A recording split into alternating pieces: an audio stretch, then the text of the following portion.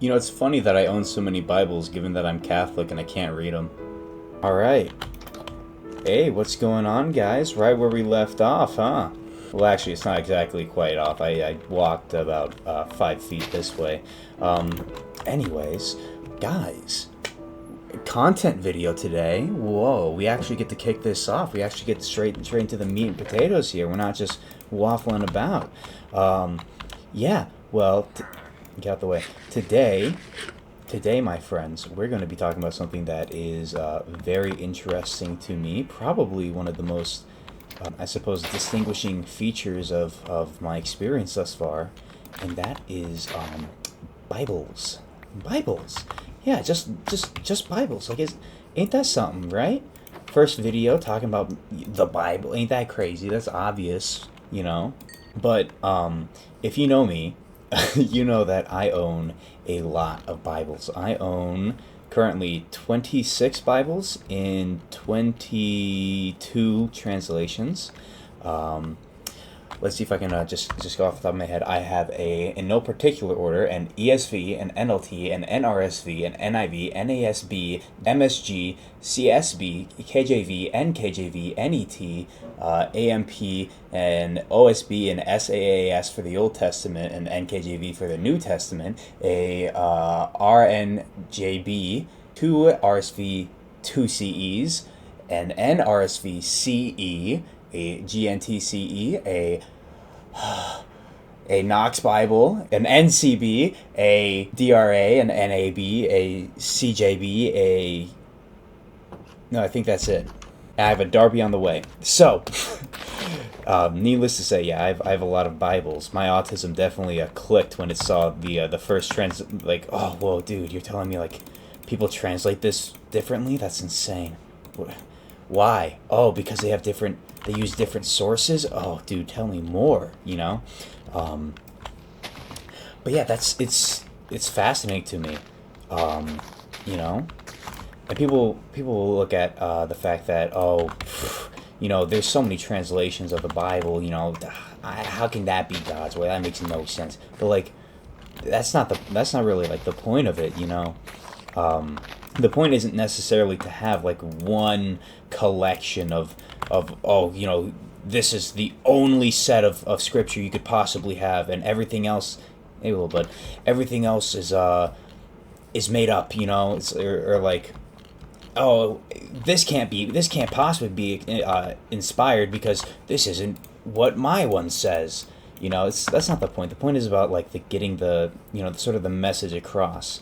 And if you want to be technical, you know, I would say that like no translation. If you want to have one thing, then, you know, no translation is really going to suffice. If you really want to know what God's word truly is, if you think that, you know, it has to be one thing, you just got to look at as many Bibles as you can, right? And that's kind of what I'm doing here. I have, you know, and that there's a lot of interesting reasons as to why there's so much variation in Bibles, in different translations, and it's a lot more than just dynamics. You know, whether or not something wants to be as close as possible to the original Hebrew or the original Greek, or whether or not something wants to be more dynamic. They want to be able to send the message across, not necessarily the same words, but get the same ideas across. That's thought for thought, or paraphrasing if you take it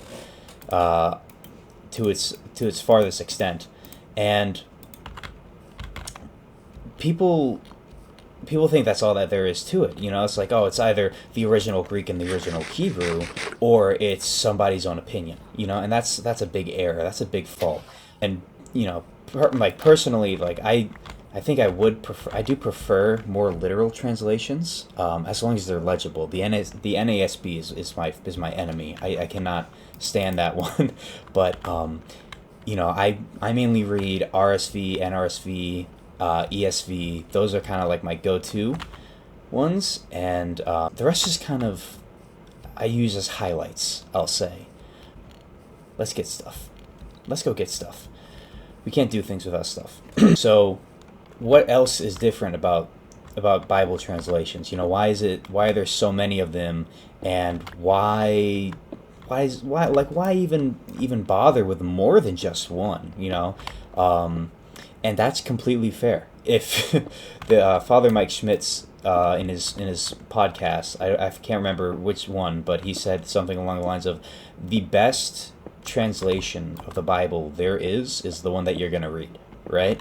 It doesn't really matter what translation you have, as long as it isn't just outright silly.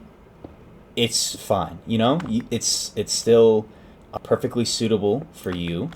It's still fruitful, right? I don't think there's any Bible translation that is going to be unfruitful, unless it's one of those that are like maliciously driven, right? And of that, I think there's a lot of exaggeration in that as well. A lot of people will say something like the NIV is a very controversial one. People will say that that's very maliciously designed. I would kind of just disagree with that.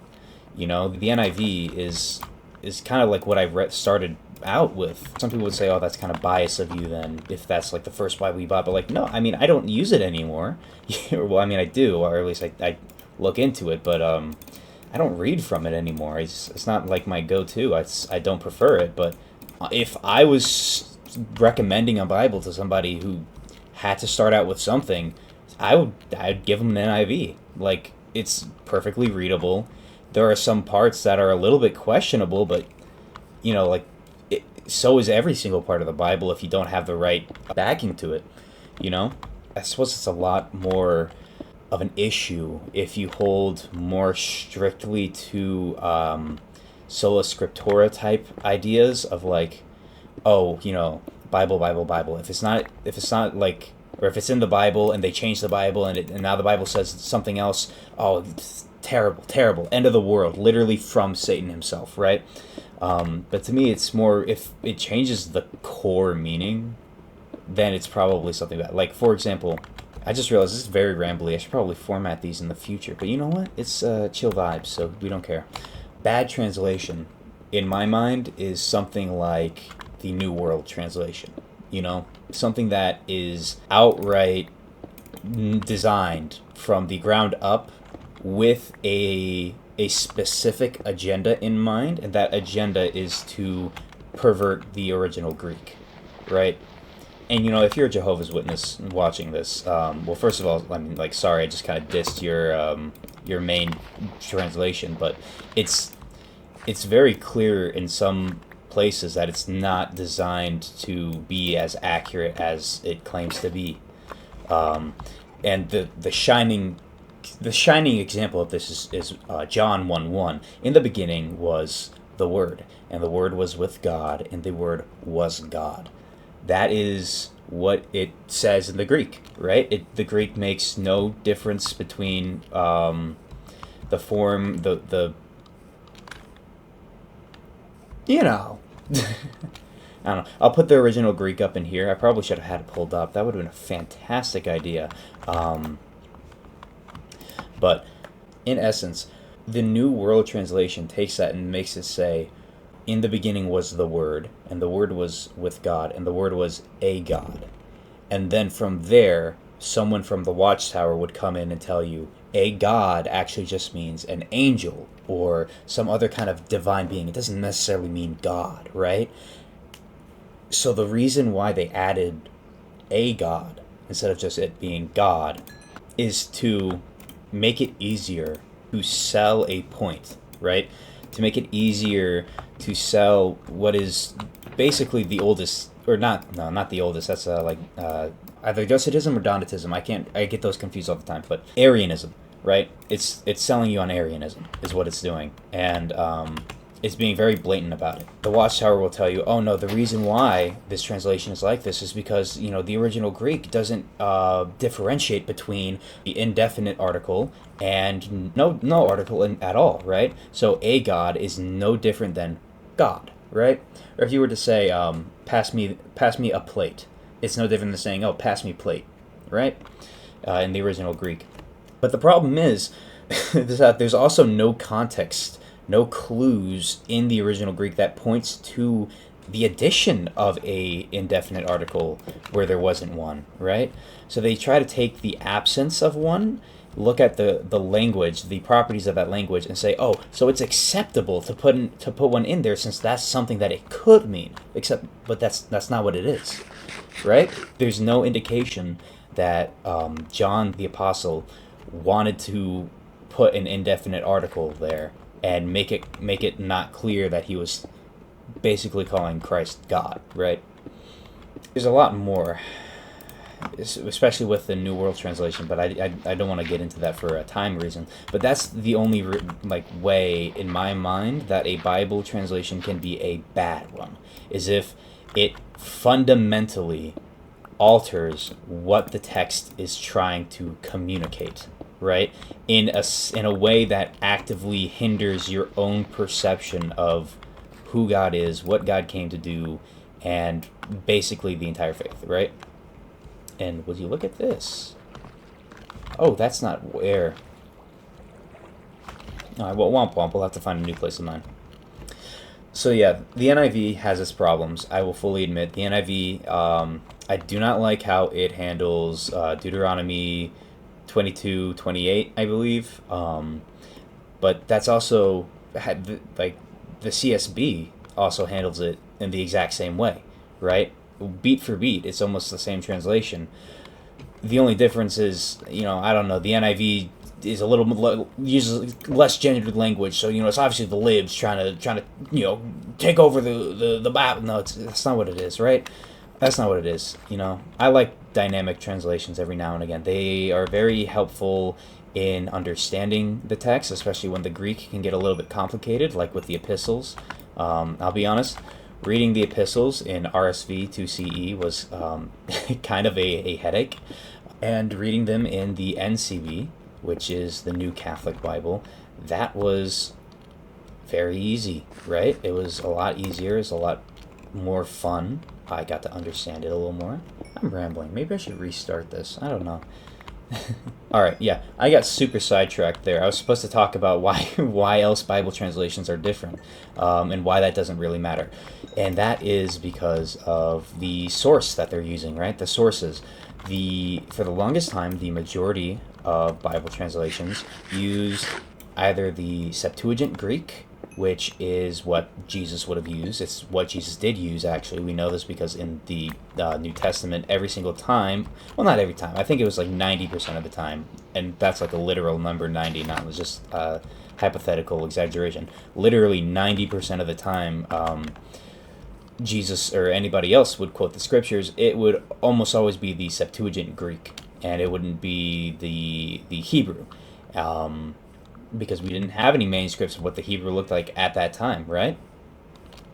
The oldest Hebrew Bibles we have are the Masoretic texts. So for the longest time, the Septuagint was used until around the Vulgate in 325-ish, 325, when St. Jerome took the Septuagint Greek as well as the New Testament Greek, but mostly the Septuagint Greek is the important part here, compared it with the Hebrew that he had at the time, and made the Latin Vulgate, right?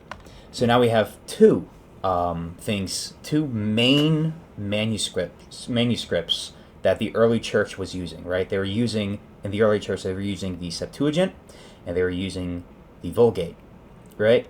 Maybe if you want to argue that they were also using the Hebrew, right? Because St. Jerome was using Hebrew to translate that, then, sure. But most of the time they're using the Septuagint because that's what the New Testament uses, or the Vulgate because most people spoke Latin at that time. It wasn't until the Protestant Reformation that people started using, quote-unquote, and I seriously can't stress the quote-unquote part of this, the original Hebrew for the Old Testament. And like I said, we don't have the original Hebrew for the Old Testament, right? That's not something that's in our possession. We don't have any manuscripts of it. We don't have a chain of manuscripts going from it, right? The only thing we have is just the Masoretic texts. And what the Masoretic texts are an attempt to recreate the original Hebrew. And the Masoretic texts were made by Masorean Jews, right? So from a Christian perspective, there's not a whole lot of reason to take the Masoretic text as being genuine or legitimate. Now, of course, the Dead Sea Scrolls makes that a little bit more complicated, because there's a lot of places where it agrees with the Masoretic text word for word, and there's a lot of places where it agrees with the Septuagint word for word. And there's some disputes about how much of which is what, and what that even means. But at the end of the day, it means that, the Masoretic texts probably aren't the original Hebrew, or at least if there even is an original Hebrew. But nonetheless, ever since the Protestant Reformation, the Masoretic texts have been a huge source for translating the Old Testament. So now we have, now this is the part where I'm starting to geek out about this. Now we have three main texts for the Old Testament that deeply impact, based solely off of the philosophy and the ideals of the translator, what the Old Testament is going to say and how it is organized, right? So for the Douay-Rheims and the Knox Bible, those are translations of the Vulgate, straight up, right? So they don't even consider the Septuagint. They do not consider the Masoretic text at all, right? It is solely the Vulgate. Whereas my Orthodox Study Bible that I own, the OSB, with the SAAS, I forgot what that means. I think it's like Septuagint, or no, it's Saint something's Septuagint, right? That uses only the Septuagint. It doesn't consider it. It'll put in the footnotes. It'll discuss how the Masoretic text and the Vulgate differ, but in terms of the main body, it's only the Vulgate, right? And I think that's really cool. Then you have all of these different more dynamic, more modern translations, like you have the NAB or NABRE, right? The New American Bible that was a Catholic Bible, right? But it uses the Masoretic texts and the Vulgate and the Septuagint, but in varying degrees of use, right? In terms of influence, right?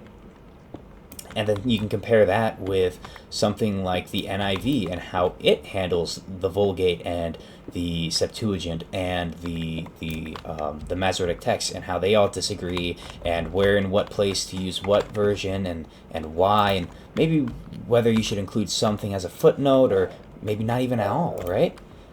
There's so many different ways in which people can handle it. But yeah, I think just studying that, like how they use the source materials and in what ways, that in itself can be super fruitful in terms of studying Christianity holistically. And even just like, even if you really only care about like Catholicism or Orthodoxy, or, hey, I don't care about the Vulgate, I don't care about the Septuagint, right? I care about what the Nazarenes have to say, because hey, if anybody knows the Old Testament, it's going to be the Jews. Maybe you that's something that you believe.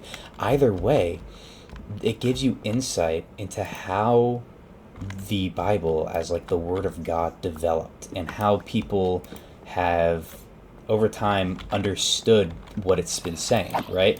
And understood its doctrines. And what parts go where and how it all fits together as well.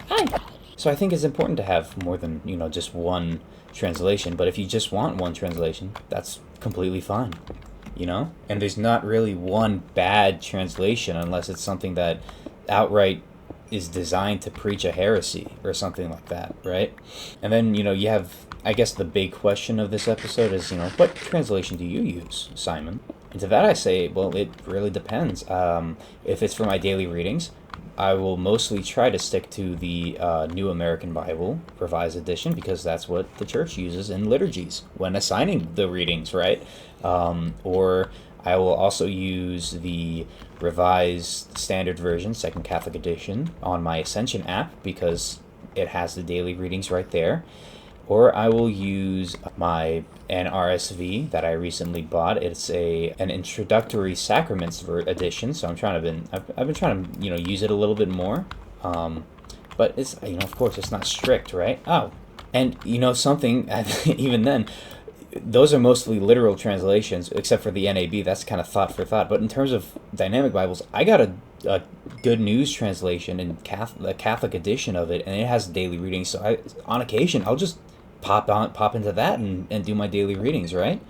But if I want to study the history behind a certain pericope or the controversies, I'll open up my New English translation with its 60,000 translator notes, right?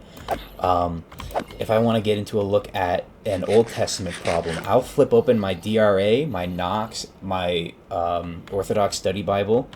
I'll do that all at the same time, and maybe even my complete Jewish Bible and all of that, just to see, hey, how did the different versions of the Old Testament converge or diverge on this sort of issue, right?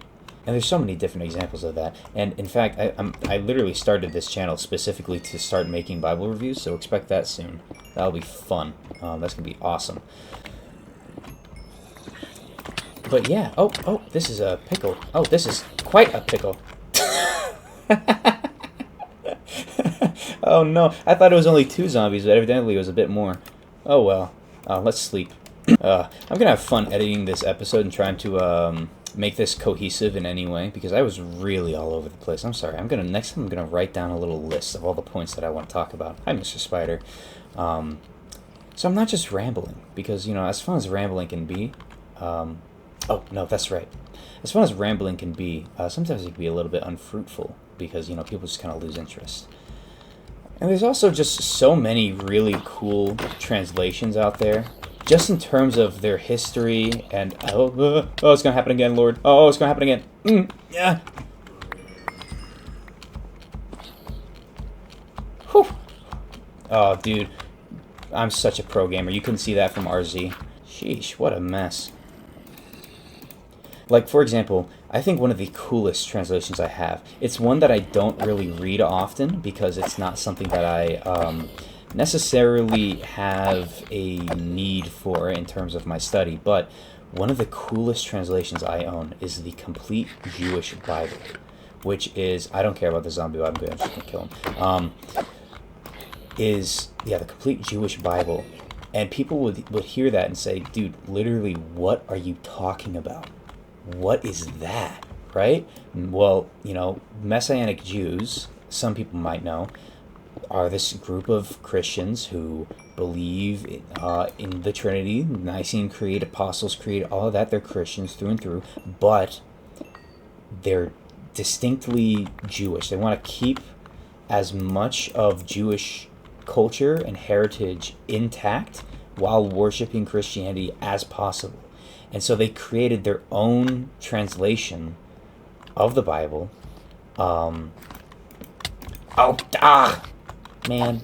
They created their own translation of the Bible that keeps all of the Jewish names completely intact, right? And, well, not even intact. The Bible, the New Testament specifically is where this is most notable, because the New Testament was written in Greek.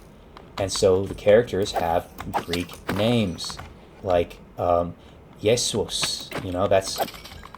That's Greek. Well, it's a Greek version of a Jewish name, but or Simon. Simon is the Greek version of Simeon, right? Simeon being the name of one of the sons of Israel. So even in translating the Greek, right, it'll still, even when that translation is trying to maintain the Hebrewness of it, right?